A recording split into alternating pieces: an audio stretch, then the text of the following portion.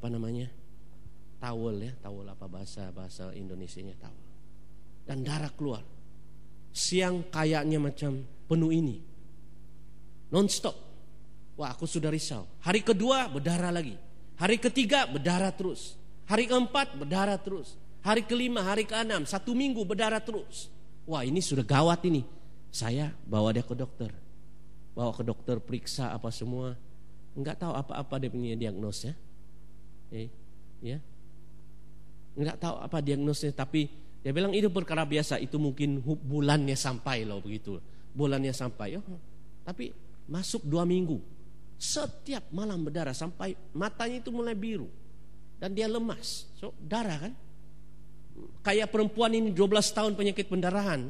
Itu bayangkan, pendarahan maksudnya 24 jam sedikit berdarah. Goyang sedikit berdarah. Masuk 3 minggu. Tidak henti-henti tiap malam. Dia mengeluh. Saya punya iman, tapi saya tidak ada karunia iman. Itu karunia iman, kalau itu karunia iman jatuh di hati saya, wah, saya bisa berjalan di atas air kalau karunia iman. Tapi saya tidak punya karunia iman. Saya hamba Tuhan, berdoa dalam nama Yesus, Tuhan aku percaya firman-Mu. Tapi ya banyak keraguan-keraguan. Iblis bicara, ya, macam-macam pikir, ini Tuhan tidak menyembuhkan kamu, begitu macam-macam dalam otak saya itu. Tapi saya percaya Tuhan Allah itu menyembuhkan. Oleh luka-luka Yesus kau telah disembuhkan. Ibu macam mana? Ya doakan saja. Sudah 1 bulan kami habiskan berapa ribu ringgit, makan obat dan sebagainya, pergi periksa, ya X-ray dan sebagainya. Dan pakar sakit perempuan itu tidak tahu apa dibuat, tapi ibu saya yang tahu apa dibuatnya. Macam-macam itu, obat lah ini, cucuk sini, cucuk sana, cucuk sini, cucuk sana. Kita tidak tahu. Saya bilang hospital yang paling canggih, University Hospital di Kuala Lumpur pun itu saja 2 bulan 60 hari mengalir terus. Bayangkan perempuan yang saya khotbah tadi pagi tadi itu 12 tahun menderita pendarahan. Itu penyakit pendarahan ya, pendarahan. Luka dalam kita tidak tahu juga, mungkin luka dalam 3 bulan 90 hari setiap malam mengalir. Aduh, dia lemah sekali. Dan 3 bulan Tuhan uji. Saya berpuasa, saya berdoa. Pas 3 bulan saya masih ingat waktu itu. 1 malam kami berdoa. Saya berdoa. Saya tidak putus asa. Saya tekun. Nah, kadang-kadang ujian itu begitu ya. Dalam Wahyu dikatakan 10 hari. 3 bulan tidak sembuh. Tapi saya teguh. Firman Allah mengatakan demikian. Dan bulan ketiganya 1 malam ibu ini katakan, sayang mari sini, tumpang tangan di sini. Saya percaya malam ini Tuhan sembuhkan. Pada saat iman ibu itu katakan Tuhan sembuhkan, karunia iman itu turun kayaknya, tidak tahu macam mana. Karunia iman itu jatuh di hati saya. Dan pada waktu itu sepertinya saya bisa berjalan di atas air pun saya tidak ragu-ragu. Saya bisa jalan di atas air. Karunia iman itu datang. Dan saya katakan, ya tumpang tangan, dalam nama Yesus sembuh kau. Dan pada saat itu stop begitu saja. Stop 3 bulan. Sampai sekarang yang berdiri ibu sudah sehat. Tidak ada. You see? So, bila kamu sakit,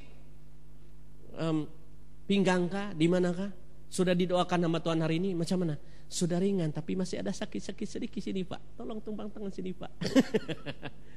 Ada mujizat 1 kali sembuh, ada kesembuhan itu proses ya. Proses. Sometimes bilang, percaya Allah. Buang semua obat-obatan dokter itu. Jangan lagi ke dokter, jangan percaya dokter. Oh enggak. Kadang Tuhan itu pintar ya. Dia guna dokter medicine ya.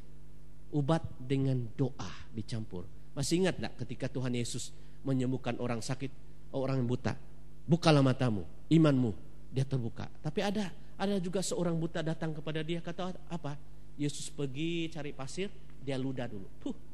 Dia ambil ludah itu campur dengan tanah liat ya. Tanah liat. Kenapa? Baru dia oles tanah liat dengan ludah itu di mata begini. Baru dia katakan, sekarang pergi ke kolam bernama Siloam.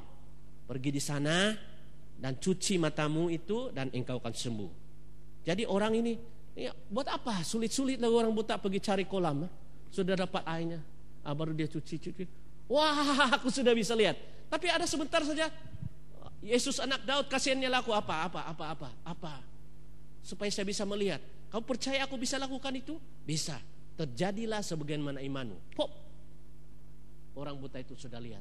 Tapi ada masanya Tuhan pakai cara lain. Jadi jangan dukun Kristen ya. Jadi jangan baca-baca doa. Ya, itu tanah itu dicampur dengan aliur itu melambangkan gabungan medik, gabungan dokter, obat dokter dengan iman percaya digabung bersama-sama ya makan. Saya sakit, saya percaya. Tumpang tangan ibu ini tumpang tangan ya. Dalam nama Yesus demam itu lepas kamu. Tapi saya masih minta beli panadolnya, saya masih dapatkan ininya. Bukan berarti saya terlantari sakit ya. Bapak Endi sudah risau saya. Saya tinggal di rumah Bapak Endi selama hampir 1 minggu. 1 malam saya sudah putar sini, putar sana, putar. Mari ke dokter saja Pak, sebab teruk ya, demam saya itu teruk.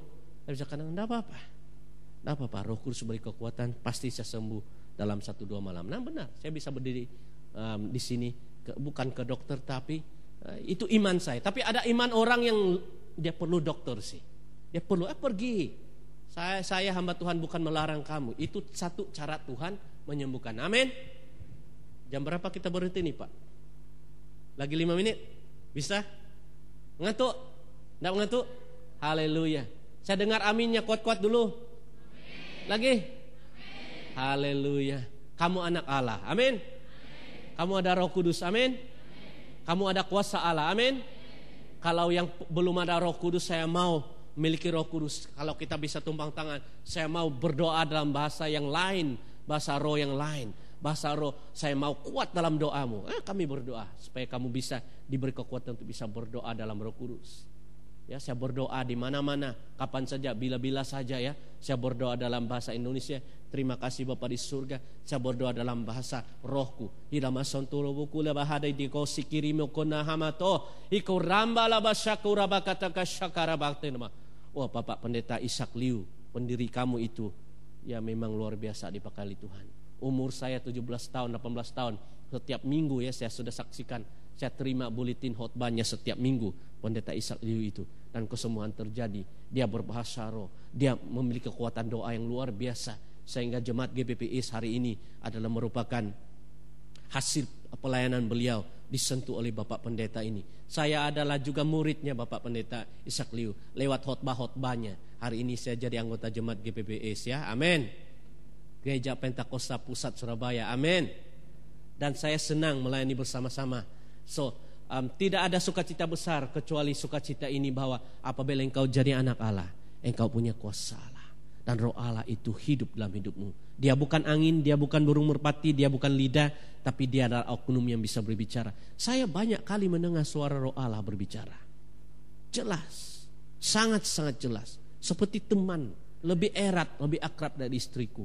Apabila saya buntu, pikiran saya buntu, saya berlutut di hadapan Tuhan. Roh Kudus, tolong saya. Macam mana menyelesaikan masalah ini? Roh Kudus, tolong saya. Macam mana menyelesaikan masalah ini?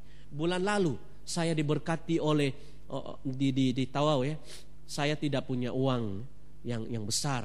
Saya tidak punya rekomendasi membuat kredit pinjaman daripada bank. Sebab tahulah hamba Tuhan kan, kalau mau buat pinjaman kredit daripada bank kena ada 6 bulan 6 bulan rekeningnya cantik, uang kemasukannya keluar, baru dia bisa memberikan kamu kredit. Saya katakan, Tuhan, saya mau mobil ya Bapak. Tuhan, saya belum punya mobil. Ya, harga mobil ini sekitar 100.000 ringgit ya. Berapa di sini ya? 300 juta. Dan saya enggak ada DP pun. Kita kata sama Tuhan kan bukan enggak ada uang, tapi tidaklah sehebat orang pengusaha. Dan saya hanya ada hanya keluar masuk uangnya itu saja. Saya pergi ke bank, saya bilang saya mau beli mobil.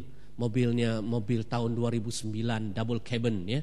Double cabin yang baru, yang harganya demikian ya, dan Isuzu D-Max baru. Kalau ikut pikiran kita memang tidak bisa lulus ya. kalau kita